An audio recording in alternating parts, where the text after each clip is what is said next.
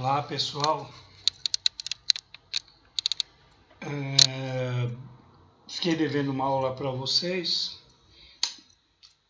estou repondo agora na tentativa de resgatar alguns conceitos. Sabendo que em mais 2 aulas nós encerramos o módulo, como eu disse anteriormente, vou reforçar, ainda vou entrar em contato para saber quais providências serão feitas agora e qual é a orientação daqui para frente. Já falamos do recrutamento e seleção, falamos do processo, falamos da forma como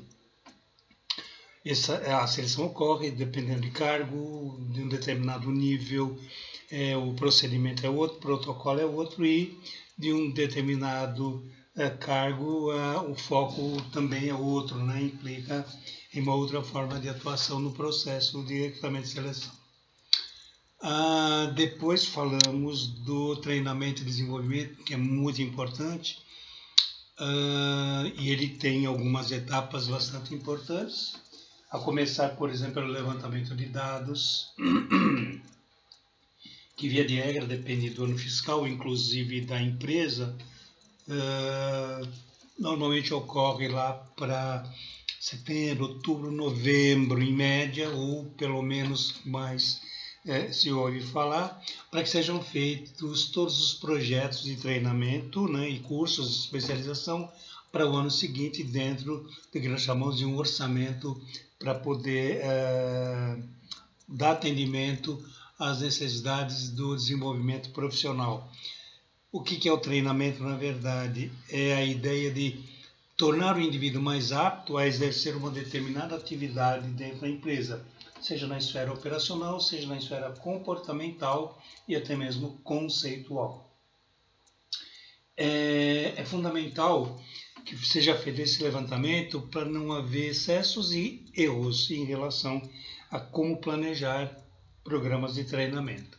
Então, o primeiro dado vem a ser o levantamento de dados, que seria um diagnóstico dentro da empresa, né, onde nós iremos localizar os principais focos de problemas de desempenho e qualidade profissional, ou seja, numa área de produção de bens de consumo, o índice de perda, faz esse levantamento de índice de acidentes para saber os motivos e o que está causando esses problemas, e aí sim treinar as pessoas que porventura tenham necessidade. Feito isso, parte-se para a elaboração de um programa de treinamento. Localiza-se o problema, vamos verificar o número de treinandos a serem convocados para o treinamento, e nessa elaboração é definido carga horária, é definido conteúdo, é definido recurso instrucional, definido horário, enfim, definido local, para que se possa aí sim atender a esse pessoal aí, né, essa demanda. Via de regra também, de bom tom e de política, não tirar todos dentro do setor. Se o treinamento for no horário de trabalho, que normalmente deve ser esse, tem que se fazer um bom planejamento para não deixar de atender a linha de produção, por exemplo. Então, convém-se falar com o líder do setor, o supervisor, o chefe, enfim, para que ele possa planejar o seu dia e aí sim treinar esse pessoal. Então, nessa elaboração, repito, como ele vai ser desenvolvido, como o treinamento será desenvolvido, né? Via de regra também é um instrutor. Quem elabora é o pessoal normalmente do RH, né, lotado no RH, que tem todo o conhecimento didático e aí sim recorre a um instrutor para que esse possa dar o treinamento. Feito isso, nós vamos para a execução, aí vem a convocação, a disponibilidade, para que seja executado o programa de treinamento, e posteriormente nós temos a avaliação, que ela pode ser logo após o treinamento terminado, faz perguntas, questionário, enfim, sobre o que foi passado em aula, como se fosse uma aula mesmo, e o de acompanhamento. No caso, vai na avaliação de observação, então de longe, por exemplo, levantar informações sobre se aquilo que foi aplicado em aula, se aquilo que foi aprendido em aula está sendo aplicado na atividade do dia a dia do treinando. E a partir dali faz uma avaliação de desempenho, aí entra-se no processo de encarreiramento do indivíduo, se necessita mais treinamento, se vale a pena o investimento nesse profissional. Né? Então, tudo isso vai ser avaliado por um grupo, por uma equipe que vai dar continuidade nessa política de desenvolvimento profissional. É muito importante também que essa política seja muito clara para os treinandos, aqueles que vão ser treinados ou na empresa ou fora dela, fazer um curso de especialização, que é o que se espera muito desse pessoal, que eles tenham um compromisso com a empresa, que é um investimento que está sendo feito. Então, a partir daí é necessário conversar e explicar a importância desse tipo de atitude, de ação perante os colaboradores, né?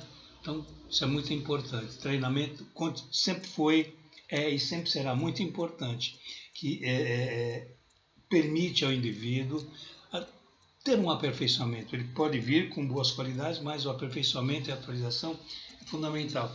Assim como eu tenho também o treinamento conceitual, esse então nem se fala o quanto deve ser atualizado em função das transformações que vêm acontecendo ao longo do desenvolvimento organizacional, né? Principalmente na esfera da tecnologia, na esfera das relações de trabalho entre líder e liderado, nós vamos ver daqui a pouquinho os conceitos. Enfim, tem todo um contexto aí de profissionais que merecem atenção e ser motivados, ser incentivados a realizar e realizar cursos e a atualizar-se em termos de conhecimento, que é fundamental para o encarreiramento de um colaborador. Ok? Então, repito, isso é anual, tem um custo. Há tempos atrás, só para efeito de ilustração, o governo incentivava, graças à Lei 6297 de 62, estou enganado, onde havia uma espécie de programação no qual a empresa restituía acho que 10 ou 20% do investimento sobre treinamento e os profissionais lotados no RH que estariam vinculados ao treinamento. Exemplo, o salário de um analista de treinamento ele entrava nessa lei aí, né, 6297, que incentivava 100% do salário dele, né? E os treinamentos também, assim como os recursos comprados, os recursos alugados, entravam nessa esfera. O que acontecia é que tinha que haver uma programação. Em cima dessa programação montava-se todo um projeto onde nós iríamos dizer o que iria acontecer no ano seguinte, mandaríamos lá para o Conselho Federal de Mão de Obra, se eu não me engano, Conselho Federal de Mão de Obra, se não me engano, alguma coisa assim, e de lá eles davam a aprovação e no final daquele ano mandaria-se o realizar. Então era o previsto e posteriormente mandaríamos realizar. Era uma mão de obra medonha, que não tinha computação na época, então já imagina como era feita, a coisa era na munheca, né, na unha mesmo, para montar. Empresas grandes, então era uma loucura montar esse projeto aí. Com a computação eu creio que melhoraria, porém o governo decidiu não mais permitir que houvesse esse desconto e essa regalia para as empresas em função de uma série de situações que foram sendo identificadas e assim essa lei não mais vigorou, pelo menos até então. Ok, gente? Então, para o treinamento, para efeito de treinamento e desenvolvimento, a ideia é que quem atua nessa área é um baita desafio, porque tem que estar sempre se atualizando, tem que estar sempre levantando dados, é muito dinâmico, muito gostoso, é muito agradável trabalhar nessa área da empresa, né? Muito gratificante. As outras também, depende de quem atua, tão desafiador quanto, mas o treinamento, na verdade, para quem gosta de trabalhar com pessoas, as relações com as pessoas, é uma área que, repito, muito interessante e agradável trabalhar. Uma outra área que também está vinculada ao treinamento e desenvolvimento, isso é fundamental, diz respeito à liderança, não é? Nós sabemos de antemão que líderes podem nascer natos, ou seja, eles nascem naturalmente líderes e o meio vai permitir que eles desenvolvam essa habilidade de liderança. Na história humana, por exemplo, tivemos líderes fantásticos, né, que mudaram nações, mudaram a humanidade, por exemplo, em termos de comportamento, de ideia e de maneira de pensar. Esse líder, por exemplo, ele pode ser montado, do ambiente. Então, ele pode ser, de alguma forma, incentivado a liderar e dar a ele os recursos necessários para se tornar um líder. A questão é que, dependendo do qual é o objetivo de preparar esse líder, nós podemos ser um líder voltado para uma situação bem mais, vamos considerar, negativa. Exemplo, o nosso glorioso líder, identificado como Adolf Hitler, que foi um líder, porém um líder de uma característica bastante negativa, né? Em função até do que ele tinha como ideia, e um cara, por exemplo, um líder que propõe guerra, matar indivíduos da forma que ele matou. Aliás, qualquer líder de qualquer guerra, quando envolve morte de indivíduos, ele não tem a menor justificativa, pelo menos minha visão em termos de liderança. Líder, que eu digo, é aquele líder que aglutina, aquele líder que orienta, aquele líder que está presente. Esse sim é um líder positivo, um líder que visa o bem-estar de todos, da orientação, seja ela no contexto religioso, seja ela no contexto social. Esse líder, ele vai permitir que as pessoas tenham a liberdade de se expressar, a liberdade de dizer o que pensa sobre o que está sentindo, sobre o que está percebendo. Né? São líderes que ficaram famosos pelas suas atitudes e ações ao longo de toda a história humana. É só a gente levantar os dados históricos aí, né? Podemos exemplificar Mahatma Gandhi, Martin Luther King, era um líder fantástico também, claro, dentro da sua realidade.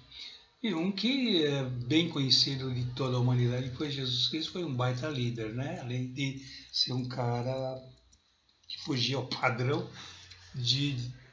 das características, né? Então, a divindade dele a gente não comenta. Isso a gente não tem, pelo menos, nenhuma condição de abordar a questão da divindade. Porém, podemos avaliar a questão do estilo de liderança, a maneira de liderar, a maneira de cativar e incentivar as pessoas, né? Está aí o resultado hoje em dia. Então, líderes são fundamentais. Porém, a gente sabe que líderes, eles têm características. Repito, todos nós temos um potencial para liderar, e é o meio que vai, num certo sentido, estimular, que vai fazer com que nós tenhamos esse empenho e busca de ser um líder bom, um líder de qualidade. Então, essa é a ideia central. Por isso, me diz assim, mas a liderança é inata ou é adquirida? Ela é inata pelo potencial, uns mais, outros menos. Né? Todos nós nascemos com potenciais muitos. Tocar um instrumento, por exemplo, temos esse potencial, basta de identificar qual é o tipo de instrumento, qual é a habilidade que se tem, e a partir daí, então, vem o meio ambiente, propicia o desenvolvimento dessa habilidade. Na liderança, podemos pensar da mesma forma, né? Então, nós temos conceitos de liderança, por exemplo, é aquele que é capaz de extrair ou melhorar a melhora de cada liderado, né? E a partir daí, esse liderado ele vai se sentir mais seguro e mais entusiasmado para para realizar suas atividades, suas tarefas. Né? Então, essa relação é muito importante. Isso é que deve ser considerado como é a relação líder-liderado. Né? Então, nós temos aí o conceito de liderança, né? Aquele que estimula, que motiva. Vemos, por exemplo, na área esportiva, o Bernardinho, muito conhecido, né, do vôlei, como ele estimula os atletas de vôlei em busca da vitória. Não? Ele já deu entrevistas, escreveu livros, se não me falha a memória, considerando a importância dessa liderança aí, dele, de quem é o líder dentro da quadra. Então vejam que é muito importante essa liderança aí. Né? E aí nós temos as características que nós temos que identificar desta forma. O líder crítico, o líder liberal, nós temos o líder democrático, o coaching, que é o que treina as pessoas, né, ou que estimula a ser treinado, e nós temos também o situacional, que esse é talvez aquele que mais se situa em todos os outros, e o visionário, esse também é muito interessante, que é o visionário, aquele que olha adiante, que identifica possibilidades futuras, né? Por isso o visionário. Vamos ver cada um deles dentro das suas características. Né? Por exemplo, o crítico. É aquele líder que lida em um total evidência, toma todas as decisões, sem sugestão dos participantes ou dos seus comandados.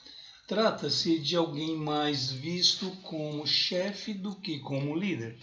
O que é isso, gente? Visto mais como chefe, é aquele cara que ele lidera, ele, creio eu, ele é muito crítico no sentido de não dar fôlego, não permitir que o seu comandado converse, procure colaborar, como o próprio nome diz.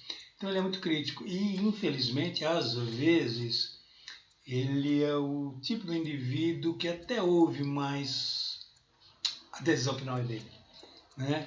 É o chamado autocrático também, né? Aquele que está centrado o poder nele próprio. Né? Então, esse líder, ele, na minha percepção muito modesta, é aquele que não contribui em nada, tanto com a empresa quanto para os liderados. Né?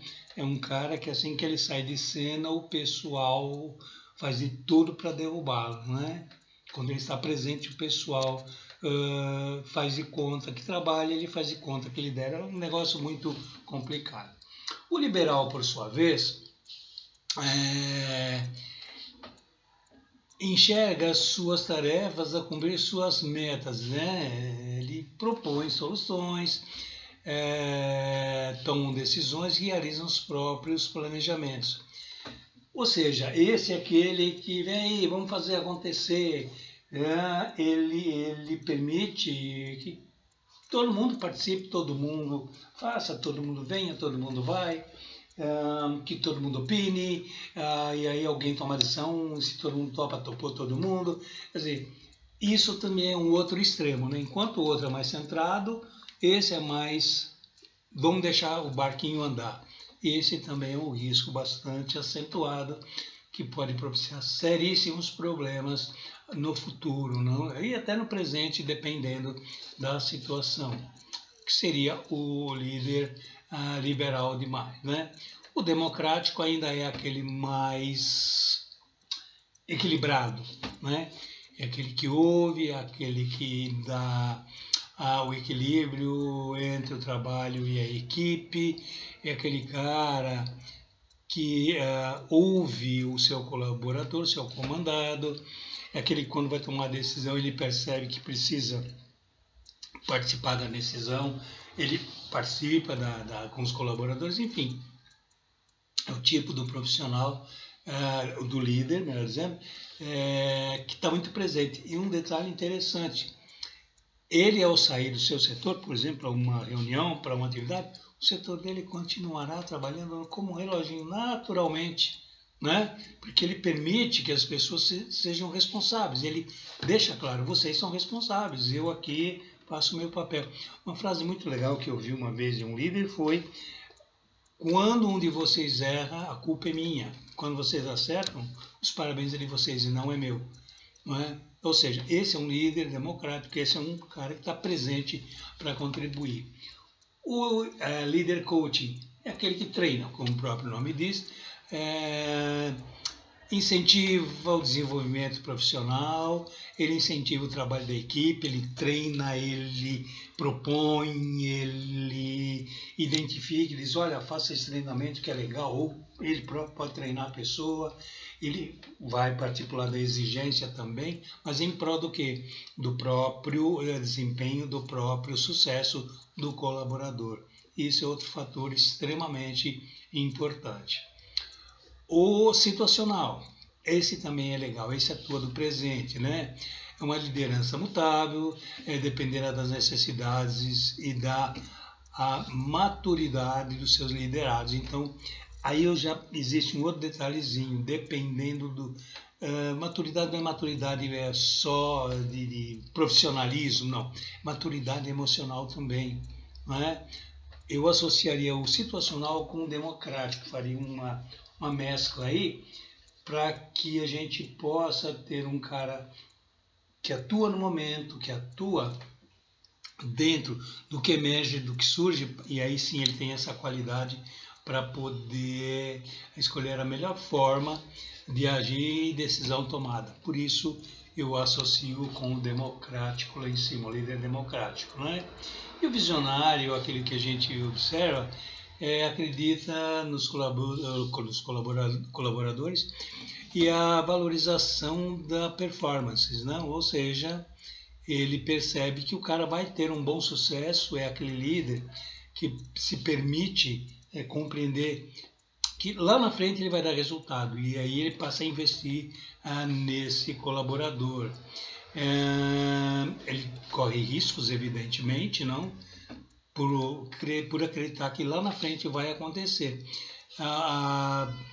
E aí sim é preciso que não só ele, mas a empresa em si tenha uma credibilidade nesse líder visionário, né? A empresa diz: se der certo, ótimo; não der certo, vamos ver onde houve a falha e a gente continua. Se ele tivesse apoio, ótimo. Se não tiver, eu acho que nós vamos estar com seríssimos problemas de liderança.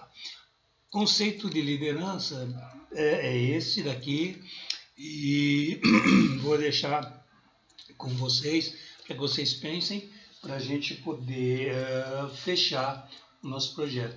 Em cima disso, né, na próxima aula, que será em 23, espero, se não houver uma alteração, nós fecharemos o módulo ou o semestre, talvez com uma variação. Mas até lá, existe a questão de clima organizacional, que vocês vão observar que clima organizacional é o conjunto de todos esses acontecimentos e é todo esse conjunto de desenvolvimento organizacional, desenvolvimento profissional, e isso que permite esse fluxo, esse desenvolvimento, onde há um desenvolvimento organizacional, um desenvolvimento profissional. Havendo um desenvolvimento profissional dentro de condições, dentro de um clima agradável, de prazer, de satisfação, de a pessoa se sinta bem, se sinta recebida, se sinta protegida, se sinta bem dentro da empresa, a tendência é que essa empresa cresça muito em termos de profissionalismo. É claro, tem toda a parte tecnológica, tem toda a parte do investimento das políticas que essa empresa aplica. Ok, pessoal? Um grande abraço para vocês.